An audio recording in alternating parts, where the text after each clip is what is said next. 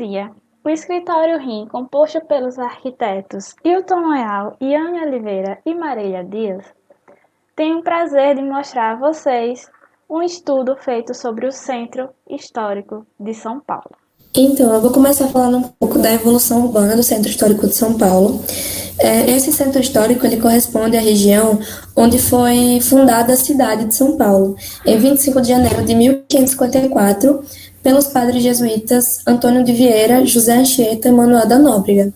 Essa região ela é definida pelas igrejas de Nossa Senhora do Carmo, de São Bento e de São Francisco, que juntas formam o chamado Triângulo Histórico, onde surgiu o pátio do Colégio Jesuíta, do qual se originou o povoado e posteriormente a Vila de São Paulo de Piratininga.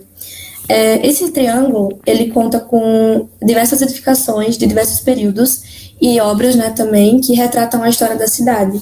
E por quase 3 séculos foi a região de maior concentração de casas e onde também tinha um vilarejo pequeno e calmo que existia o fluxo de comércio.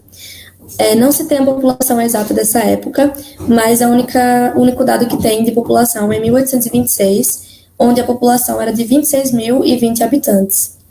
Então, a partir de 1860, a cidade ela teve um impulso no crescimento devido a uma expansão agrícola de café e da construção da rede ferroviária e industrialização. E isso resultou num importante centro financeiro administrativo. Em 1867 e 75, devido à chegada da ferrovia, houve uma grande aceleração da expansão urbana, e aí acabou consolidando as ruas que já existiam e foram se criando infinidade de novos loteamentos. E também iniciou a iluminação pública a gás. A população já alcançava mais ou menos 30 mil habitantes. Por volta de 1900, o centro ele passou por um processo de embelezamento, que era para dar à cidade uma imagem de modernidade e de civilização. E aí foram construídos vários palacetes, houve a separação entre áreas públicas e privadas, e o automóvel ele se tornou mais presente. O comércio se desenvolveu e se diversificou e ocorreu ampliação da vida cultural, com espaços sociais como teatros, cafés, lojas, restaurantes, que se concentravam pela rua 15 de novembro. E aí a população era de 239.820 habitantes. Em 1920, com uma população de mais de 500 mil habitantes, foram propostos diversos planos urbanísticos para a região central da cidade, e aí existia o plano de Boulevard, em 1912, e o plano de avenidas, na década de 40. O centro ele passou por um processo de verticalização também, com construções de edifícios, como o Guinle, em 1916, o Sampaio Moreira, em 1924, o Martinelli, em 1929, e mais tarde o Alquino Arantes, em 1947. Em 1940, a população ela atingiu mais de 1 milhão de habitantes. O plano de avenidas, que eu citei, ele abriu novos espaços para a expansão do centro e também possibilitou uma articulação do centro com o restante da cidade. Em 1960, São Paulo se tornou a cidade mais populosa do Brasil, com mais de 3 milhões de habitantes. Nos anos 70, as ruas tradicionais do centro elas se transformaram em calçadões exclusivos para pedestres, por causa do início das operações de metrô e também por causa do intenso fluxo de pedestres que estava associado à grande oferta de comércios e serviços, muito parecido com hoje em dia. A série de alguns bancos grandes e empresas foram transferidos para a Avenida Paulista e com isso o centro ele passou por uma fase de decadência que era muito visível. Mas como ele ainda estava em crescimento, ele tinha muitos problemas de vulnerabilidade social e segurança. Só que nas décadas de 80 e 90, alguns órgãos públicos voltaram a funcionar lá e mudou isso. E a população da época era de 5.924.615 habitantes. Na década de 90, com menos indústria na zona central e o interesse de tornar uma região mais atraente até mesmo para os turistas, foi iniciado um processo de revitalização. E aí o centro se constituiu numa temática recorrente nos debates e propostas urbanísticas para a cidade, sendo o Vale Anhangabaú o novo cartão postal da cidade.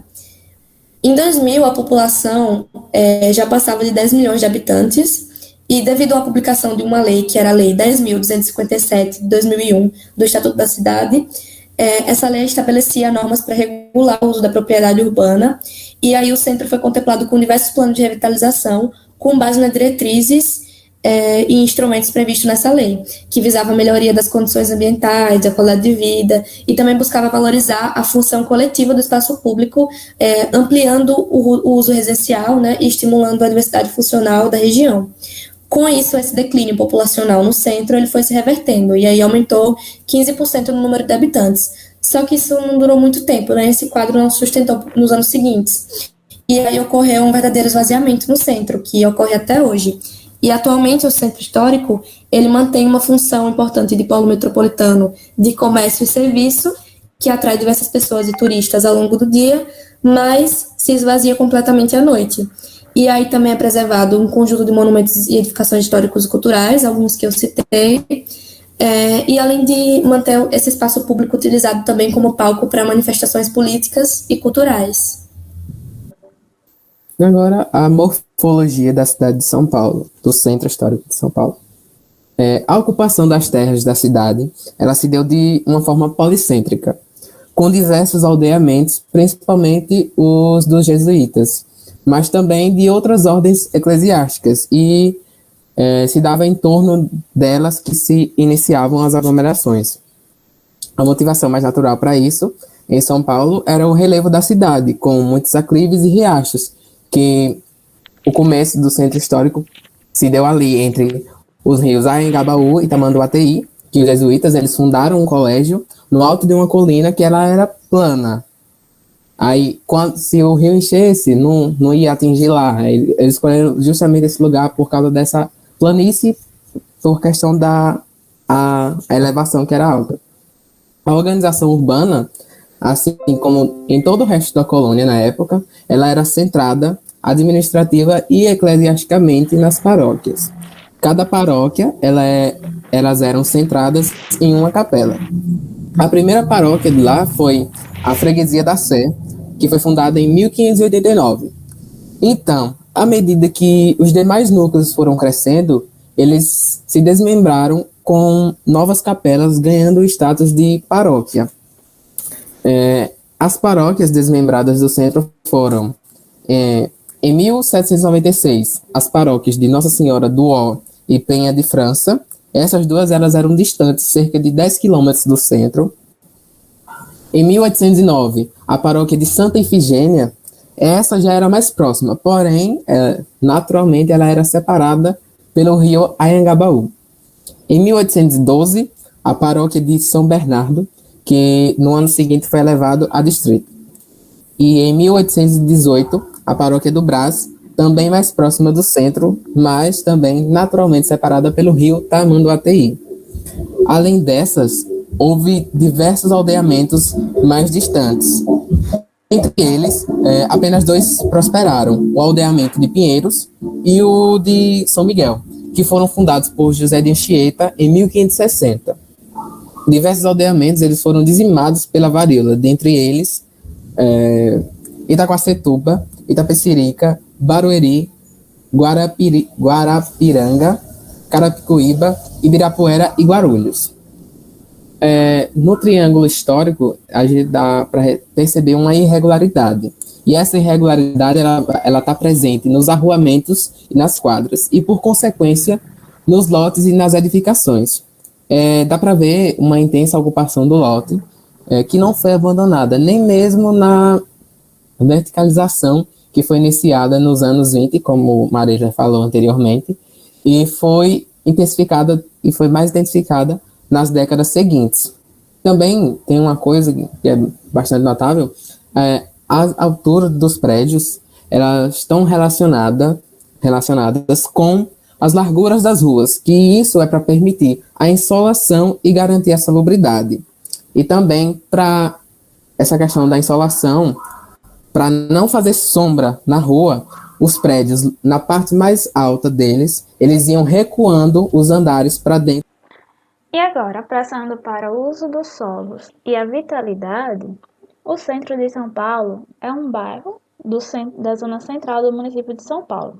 E ele corresponde à região onde a cidade foi fundada, como meus colegas já apresentaram. Ela é formada pelos distritos da Sé e República, e nela você vai encontrar os maiores edifícios que retratam a história da cidade. O centro de São Paulo, ele também foi o principal distrito financeiro do município até aproximadamente a segunda metade do século XX. A partir da década de 1970, por vários erros sucessivos do governo municipal e pelo desenvolvimento de áreas de município, muitas empresas começaram a se mudar para outros distritos do município. E aí, novos centros financeiros começaram a surgir pelo município e a sede dos órgãos do governo do estado de São Paulo deixaram a região, com a transformação de sua sede para o Palácio de Bandeirantes, no distrito de Morumbi.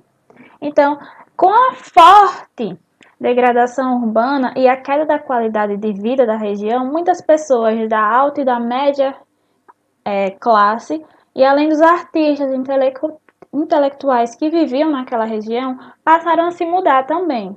Então, a gente vai ter aí um processo de esvaziamento desse centro. E esse esvaziamento vai aumentar a taxa de delinquência, a economia informal, os atos de vandalismo, a falta de investimento privado em novos imóveis, a depredação do patrimônio histórico, a especulação imobiliária, a prostituição e o aumento do número de mendigos e de consumo de drogas. Então, dá para perceber que a partir do momento em que as pessoas deixam a cidade, deixam esse centro, né, começa a surgir vários problemas. Ele acaba a ser abandonado por todos os órgãos possíveis. Só que em 1990 vai começar a surgir as primeiras intervenções e os movimentos que vão ser organizados pela sociedade e também pelo governo, para que eles consigam recuperar essa zona, né?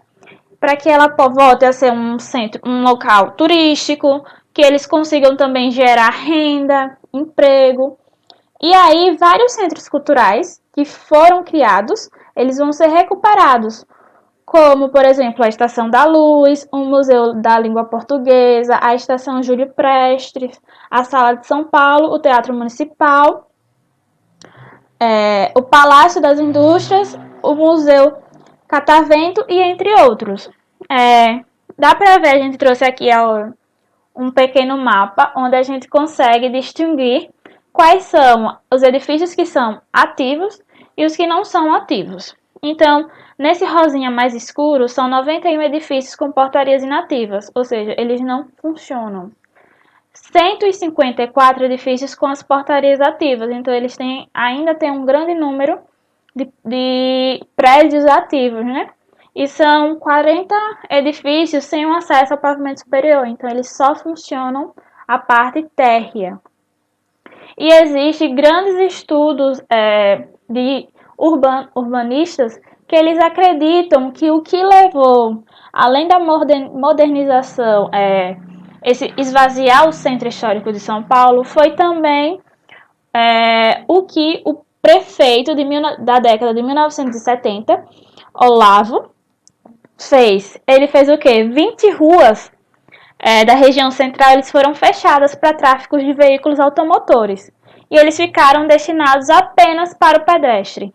Então, a população já estava acostumada a ter aquela mobilidade com o veículo. E a partir do momento que ele não pode mais entrar naquela rua com o veículo, eles não vão se ligar tanto para ir andando, né? E vai acontecer o esvaziamento, porque se a população não vai até o centro comprar as coisas, aquele pequeno comércio, ele vai à falência e, consequentemente, ele vai ter que fechar ou vender e acaba aquele prédio ficando a Deus dará, porque muitas das vezes quem consegue manter o edifício ainda daquele jeito são quem está morando lá, né? Quem toma conta dele, porque às vezes os órgãos públicos, eles não têm, assim, a demanda é muito alta, né? Então eles não têm essa preocupação toda para que eles consigam estar sempre mantendo em ordem.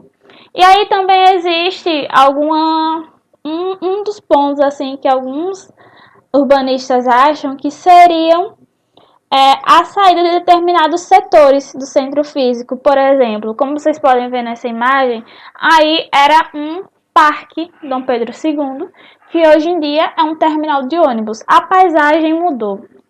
Logo que a paisagem muda, a população, assim, por que eu iria passar por ali? Ali é um terminal de ônibus, não vai afetar em nada o meu dia. Então, muitas dessas paisagens que são mudadas, como já foi citado aqui, alguns edifícios eles são retirados e são construídos outros, ou seja, para construir uma avenida, um viaduto, para ter uma melhor mobilidade dos automóveis, né? E a partir do momento que a gente pensa para quem é a cidade, são para as pessoas, para os pedestres ou para os automóveis. E com isso, né, apesar de todo esse problema que reside no centro de São Paulo, na zona central de São Paulo, não dá para dizer que São Paulo o centro dele é morto. Na verdade, ele é bem vivo. Cerca de 18%. Ela gera 18% de emprego formal na cidade. Então não pode ser considerado morto. Porque, querendo ou não, a partir da sua revitalização, daquele movimento de 90, a região ela vai ter alguns centros culturais, bares, restaurantes, museus, pontos interessantes turísticos que vai movimentar. Mas é aquilo que Marília disse, movimenta só pela manhã. À noite ele fica bem escuro, pouco movimentado. Então, a população que morava ali não mora mais, se mora é bem pouquinho, são bem pouquinhos, e dá margem para pessoas em condições de rua acamparem nessas praças. É bem normal você estar andando por ali e ver pessoas deitadas no meio da rua, dormindo, enrolada, porque ali virou um centro, um local assim propício para essas coisas. Então, com isso, a gente espera que vocês tenham conseguido entender um pouco de como se deu o crescimento urbanístico de São Paulo e como ela se encontra hoje em dia. Obrigada.